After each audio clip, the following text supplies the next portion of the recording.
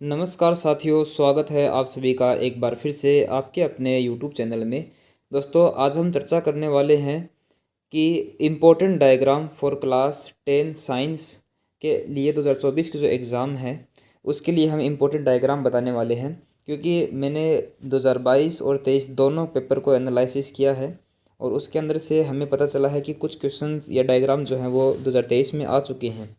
तो उनको छोड़ करके हम कुछ ऐसे डायग्राम इम्पोर्टेंट पता करते हैं। तो सबसे पहला डायग्राम जो है ह्यूमन हार्ट वाला। ह्यूमन हार्ट के अंदर जो डायग्राम बताया गया है उसके अंदर अगर आप लोग देखोगे तो इस प्रकार से वो डायग्राम दिखाया गया है। देखिएगा ध्यान से।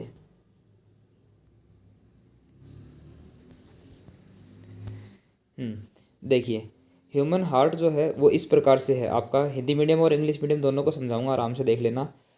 इस प्रकार से आपको डायग्राम बनाना है। इसको बनाने के लिए करना क्या है, आपको यहाँ पे एक यू शेप बना देना है सबसे पहले। उसके अंदर एक और यू बनाना है और उसके अंदर एक और यू बनाना है। अंदर वाले दोनों यू जो है उनकी लाइन को मिला देना है। ठीक है। उसके बाद में यहाँ पर ये एक एस जैसी स्ट्रक्चर, फिर एस जैसी स्ट्रक्चर बनानी है। उसके बाद में अगला स्टेप जो आपका रहेगा वो क्या रहेगा, यहाँ पर ये एल जैसा बनाना है, ये एल वाला।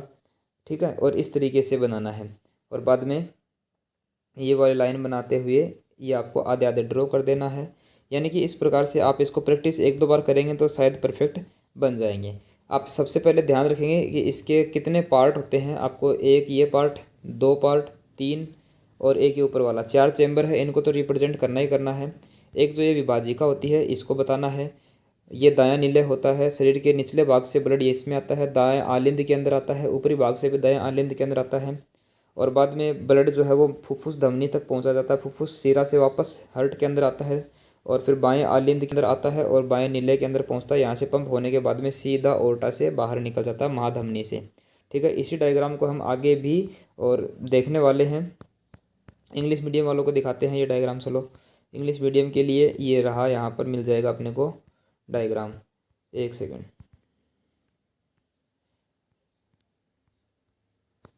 ठीक है। चलो, इसके अंदर ह्यूमन हार्ट का जो डायग्राम है वो यहाँ पर ये मैंने नहीं लिया, इसको दो बार ले लिया लेकिन। ठीक है, चलो कोई बात नहीं, मैं इसको समझा देता हूँ। इंग्लिश के अंदर ये ऊपर वाला क्या होगा, राइट अट्रियम, राइट वेंट्रिकल, ये डिवाइडिंग वॉल होगी, डिवाइडिंग वॉल ये वाली होगी। उसके बाद में ये ऊपर वाला लेफ्ट अट्रियम, लेफ्ट वेंट्रिकल, ये जो पल्मोनरी आर्टरी होती है ये वाली पल्मोनरी वेन होती है। ठीक है। इसके बाद में शरीर के अपर पार्ट से ब्लड आता है और ये ओर्टा होती है ऊपरी ऊपर। ठीक है। इस प्रकार से आपको इसको समझना है। उसके बाद में बात आती है, नेक्स्ट क्वेश्चन को देख लेते हैं। नेक्स्ट अपना जो इम्पोर्टेंट डायग्राम है वो है डबल सर्कुलेशन यानी दोहरा परिसंचरण। इसके बारे में जो बात आती है वो ये है कि ह्यूमन हार्ट के बाद में ये देखिए दोहरा परिसंचरण दिखाता हूँ मैं आपको। ये रहा, ये हिंदी मीडियम वालों के लिए है, ध्यान से देखिएगा एक बार। इसके अंदर होता क्या है, अपने पूरे शरीर से ब्लड जो है वो अपने हार्ट के अंदर आता है। ठीक है। और हार्ट से फिर वापस से पंप होकर के और अपने लंग्स तक जाता है। लंग्स से यह फिल्टर होकर के उसके बाद में अपने वापस से हार्ट के अंदर आएगा और हार्ट से फिर दोबारा से अपने बॉडी में ट्रांसपोर्ट हो जाएगा प्योर ब्लड। ठीक है। इस प्रकार से होता है। इसको हम इंग्लिश मीडियम वालों के लिए देखें तो ये रहा। सबसे पहले वेन जो होती है उससे फ्रॉम बॉडी से वेना केवा से होते हुए आपके हार्ट के अंदर एंटर होता है। फिर यहाँ से पल्मोनरी आर्टरी से लंग्स के पदरी में जाता है। यहाँ पर पल्मोनरी वेन से वापस कहाँ पर आएगा, हार्ट में आएगा और हार्ट से दोबारा ओर्टा से होते हुए पूरी बॉडी में चला जाएगा आर्टरी के माध्यम से। ठीक है। इस प्रकार से ये हो गया। उसके बाद में अगला जो है वो क्या है, देखिएगा ये वाला।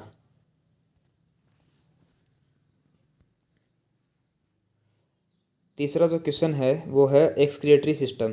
ये आपको पता होना चाहिए। एक्सक्रिएटरी सिस्टम का डायग्राम आप बनाओगे, अच्छे से बनाओगे और समझ जाएंगे। प्रैक्टिस करेंगे, हर एक डायग्राम के 2 या 3 बार प्रैक्टिस कर लेंगे। ये हिंदी मीडियम वालों के लिए देख सकते हो।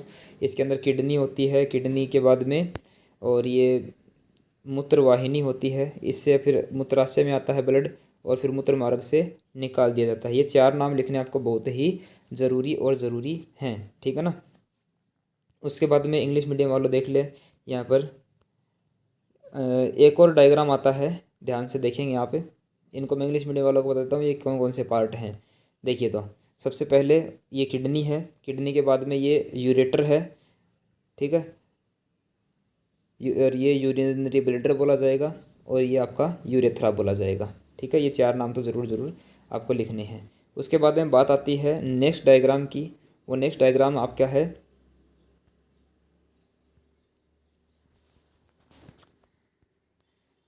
4th नंबर पे नेफ्रॉन। नेफ्रॉन डायग्राम अपने को आना चाहिए।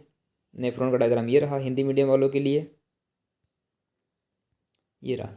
ध्यान से देखो, इसके अंदर इंग्लिश में भी समझाऊंगा मैं आपको। सबसे पहले जो रेनल आर्टरी होती है उससे ब्लड आता है, किसके अंदर आता है? बोमन कैप्सूल के अंदर आता है। बोमन कैप्सूल के अंदर क्या होता है? ग्लोमेरुलस होता है, जब धागे जैसी स्ट्रक्चर होती है। उसके बाद में नलिकाकार जो पार्ट होता है, यानी ट्यूबुलर पार्ट होता है नेफ्रॉन का, उससे के अंदर जो भी सब्सटेंस इसमें से और फिल्टर हुए वो जाते हैं आगे की तरफ, ठीक है। और फिर आगे जा कर के जो भी काम की चीज़ें होती हैं वो तो रीअब्जॉर्ब कर ली जाती हैं, यानी पुनः अवशोषित कर ली जाती हैं, और बाकी बचा हुआ जो भी खराब चीज़ें हैं, नाइट्रोजनस वेस्ट, अमोनिया वगैरह वगैरह, ये सारे की सारी कलेक्टिंग डक्ट के अंदर आ जाती हैं, ठीक है। तो इस प्रकार से ये है।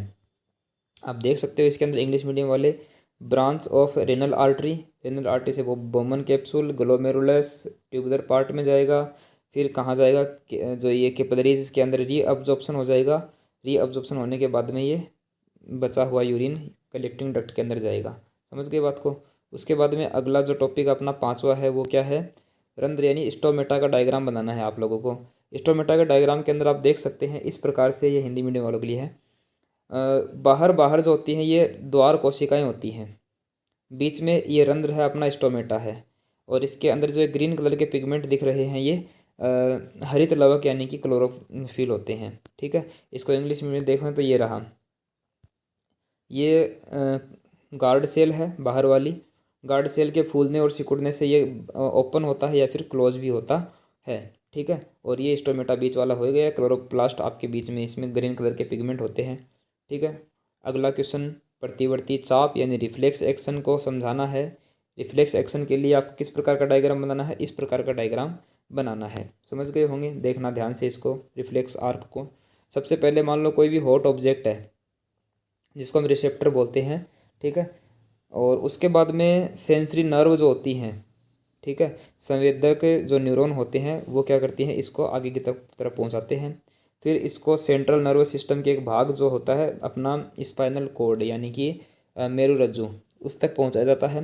मेरुरज्जु फिर से सिग्नल को और बनाता है और वापस से किधर भेज देता है? आपके मसल्स तक भेज देता है, यानी मसल्स जो होती है उनको एक्शन करने के लिए और भेज दिया जाता है। उसके बाद में आगे ये जो मसल्स एक्शन करती है तो फिर रिफ्लेक्स एक्शन हो जाती है। इसको हम अच्छे से देखना है, समझना है, और इसकी एक बार प्रैक्टिस कर लेनी है। ये डायग्राम इंपॉर्टेंट है क्योंकि 2 साल पहले आया था, इस बार नहीं आया है। ये एक डायग्राम है फ्लोवर का डायग्राम, ठीक है, क्रॉस सेक्शन एरिया या फिर ऑफ फ्लोवर, इसके बारे में अपने को बताना है। देखो इसके अंदर 3 चीज़ें हैं, मेल और फीमेल पार्ट, ठीक है। उसके बाद फीमेल के अंदर 3 पार्ट होंगे। ध्यान से देखो, एक बार बताता हूँ मैं आपको। एक स्त्री केसर होता है जिसको मादा जनन अंग बोलते हैं। ऊपर वाले को वर्तिकाग्र, बीच वाले को वर्तिका, नीचे वाले को अंडाशय बोलते हैं। इसी प्रकार से जो मेल पार्ट होता है पुंकेसर, उसके 2 पार्ट होते हैं, एक तो ऊपर वाला परागकोश और नीचे वाला तंतु यानी फिलामेंट। एक होती है इसके अंदर ये पंखुड़ियाँ जो कलरफुल होती हैं, पंखुड़ियों के नीचे एक होता है बाह्य दल, ठीक है।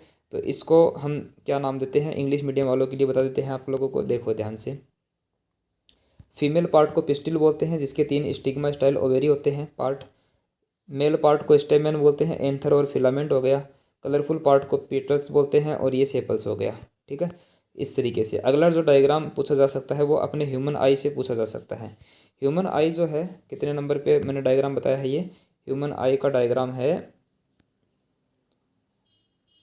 8 नंबर पे, ठीक है। 2 डायग्राम और बताएंगे फिर आपको। ह्यूमन आई का डायग्राम देखो आप, इसके अंदर मानव नेत्र के अंदर अपने को क्या क्या बताना पड़ेगा। देखो सबसे बाहर वाला हिस्सा होता है क्या? कॉर्निया, यानी कि स्वच्छ मंडल जो होता है उसको बोलते हैं। उसके बाद में यहाँ पर पुतली होती है, बीच बीच का हिस्सा होता है। पुतली के दोनों तरफ एक कलरफुल पार्ट होता है जिसकी वजह से आंखों का कलर काला या फिर नीला या फिर ब्लू होता है, उसको हम परितारिका बोलते हैं। और नेत्रोद यहाँ पर भरा हुआ लिक्विड है। क्रिस्टलीय लेंस इसके मतलब पुतली के पीछे है। पुतली और लेंस के ऊपर दोनों तरफ पक्षमापी पेशियाँ लगी हुई हैं। जो भी लाइट रे यहाँ पर आती है उसकी इमेज कहाँ पर बनेगी, दृष्टि पटल पर, और इन सिग्नल को फिर आगे ब्रेन तक यानी अपने दिमाग तक कौन पहुँचाएगा, दृक् तंत्रिकाएँ पहुँचाएगी। यहाँ पर लिक्विड भरा रहता है, उसको हम काचाप द्रव्य बोलते हैं। ये चीज़ें इंग्लिश मीडियम वालों के लिए यहाँ पर दी गई हैं कि सबसे पहले बाहर वाले पार्ट को कॉर्निया बोलते हैं, फिर जो ब्लैक कलर का पार्ट होता है उसको आइरिस बोलते हैं, उनके बीच में एक गोल गोल जगह होती है उसको प्यूपिल बोलते हैं, और आइरिस और इस कॉर्निया के बीच में एक लिक्विड भरा रहता है उसको एक्वस ह्यूमर बोलते हैं। क्रिस्टलाइन लेंस इसके पीछे की तरफ होता है, और लेंस के दोनों तरफ जो मसल्स होती हैं उनको सिलियरी मसल्स बोलते हैं। इमेज बनती है रेटिना के ऊपर, ऑप्टिक नर्व इस सिग्नल को पहुंचाती है ब्रेन तक, और यहाँ पर लिक्विड भरा होता है उसको बोलते हैं विट्रस ह्यूमर बोलते हैं। समझ गए। उसके बाद में अगला जो डायग्राम है वो मेल रिप्रोडक्टिव सिस्टम का है, यानी कि नर जनन तंत्र और मादा जनन तंत्र। इन दोनों को भी आपको अच्छे से पढ़ लेना है, याद कर लेना। बहुत ही आसान डायग्राम है, कोई बड़ी बात नहीं है। इसके अंदर करना क्या होता है, आपको इस प्रकार से और स्ट्रक्चर बनानी होती है, ठीक है। हाँ, और इस तरीके से आपको ये स्ट्रक्चर बनानी होती है। उसके बाद में यहाँ पर शिश्न बनाते हुए और स्क्रोटम यानी कि जो अंडाशय होता है वो बना देना है। बाद में यहाँ पर आप मूत्राशय बनाएंगे, और यहाँ से एक नलिका लेके जाते हुए इसके नज़दीक से होते हुए आप किसके अंदर पास करवा देंगे, पेनिस से पास करवा देंगे, ठीक है। और इसके चारों तरफ एक तो प्रोस्टेट ग्लैंड बना देंगे और सेमिनल वेसिकल बना देंगे, ठीक है। इस तरीके से यह है और डायग्राम हो जाएगा, ठीक है। इस तरीके से आपको समझाना है, अच्छे से बनाना है इसको, और पेंसिल से बनाओगे और अच्छे से बनेगा। देखो पहला पार्ट क्या होता है, वर्षण होता है। वर्षण के अंदर क्या बनते हैं, शुक्राणु बनते हैं। वर्षण कोश इसके बाहर वाली जो लेयर होती है वो शुक्रवाहिनी शुक्राणुओं को लेके जाती है कहाँ तक, आगे तक, प्रोस्टेट ग्लैंड और सेमिनल वेसिकल यानी कि जो शुक्राशय होते हैं वहाँ तक लेके जाती है। शुक्राणु इकट्ठा होते हैं वहाँ पे, और यहाँ से मूत्राशय होता है, यानी कि ये दोनों चीज़ें एक ही पाइप से जाकर के जुड़ते हैं आगे की तरफ, और शिश्न के अंदर मूत्राशय होता है, उसी मार्ग से मूत्र निष्कासित किया जाता है, और साथ में आपके जो स्पर्म होते हैं उनको निष्कासित किया जाता है। हिंदी मीडियम वाले के लिए हो गया, इंग्लिश मीडियम वालों के लिए भी यह डायग्राम इस प्रकार से है। आप इसको आराम से 2 बार प्रैक्टिस करेंगे समझ जाएंगे। फीमेल रिप्रोडक्टिव सिस्टम भी बना सकते हैं आप, इसी के अंदर सिमिलर ही है। सबसे पहले अंडाशय होता है यानी ओवेरी होती है, ओवेरी के बाद में फेलोपियन ट्यूब होती है, फेलोपियन ट्यूब के बाद में यूट्रस होता है, यूट्रस के बाद में वेजाइना होती है, सर्विक्स होता है, ठीक है। इस प्रकार से उसके बाद में एक और डायग्राम यहाँ पर है जिसके अंदर फोर्स को लगाया गया है। मान लो एक तार है कंडक्टिंग, इसके अंदर करंट पास हो रही है, एफ बी इसको बोला गया है, और इसको स्ट्रॉन्ग मैग्नेटिक फील्ड के बीच में रखा गया है। तो इस वायर के ऊपर क्या लगेगा, एक फोर्स लगेगा, बल लगेगा, या तो इधर लगेगा या फिर इधर लगेगा। लेकिन इसके अंदर करंट की डायरेक्शन है, उसको देखने से हमें पता चलता है कि बल किधर लगेगा, आपके लेफ्ट साइड में लगेगा, ठीक है। इस तरीके से आपको इसको समझाना पड़ता है। धारावाही छड़ एफ बी अपनी लंबाई अथवा चुंबकीय क्षेत्र के लंबवत एक बल अनुभव करती है। सरलता के लिए चुंबक की टेक नहीं दर्शाई गई है, ठीक है। ये इंग्लिश मीडियम वालों के लिए भी है। एक और डायग्राम है एडिशनल, 10 तो हो गए, लेकिन एडिशनल है कि इसके चांस भी बन सकते हैं इस बार, वो है ह्यूमन ब्रेन। अपना ह्यूमन ब्रेन का डायग्राम थोड़ा सा है तो कॉम्प्लेक्स ही, लेकिन फिर भी इसको बनाएंगे तो बहुत आसान है। 1-2 बार प्रैक्टिस करने से हर चीज़ आसान लगने लगेगी। तो इस डायग्राम की प्रैक्टिस भी आप लोग करेंगे। इस प्रकार से ये 10 डायग्राम आपके एग्जाम के पॉइंट ऑफ व्यू से बहुत ही ज़्यादा इंपॉर्टेंट है, और इनको अगर करके जाते हो आप लोग तैयार, तो आपके एग्ज़ाम में इनमें से ज़रूर मिलेंगे, और इनके अलावा नहीं मिल सकते हैं। मिलते हैं अगले वीडियो में। दोस्तों इस वीडियो में हमने काफ़ी सारी जानकारी दी है। वीडियो अच्छा लगा है तो एक लाइक ज़रूर करें, जिससे कि अपना हौसला बढ़ता है। हौसला बढ़ता है तो आपके लिए काम करने की इच्छा होती है, और नए नए वीडियो, इन्फॉर्मेटिव वीडियो लाने की इच्छा होती है। आप नीचे कमेंट में बताएं, अपनी राय दें, किस प्रकार की बातें आपको इसमें अच्छी लगी, और कुछ कमियां अगर नज़र आती हैं, कुछ टॉपिक आप में डाउट है, तो वो भी आप कमेंट के अंदर पूछ सकते हैं। दोस्तों के साथ शेयर कीजिए ताकि उनको भी इन्फॉर्मेटिव वीडियो मिलता रहे। मिलते हैं अगली वीडियो में, तब तक के लिए धन्यवाद। जय हिंद।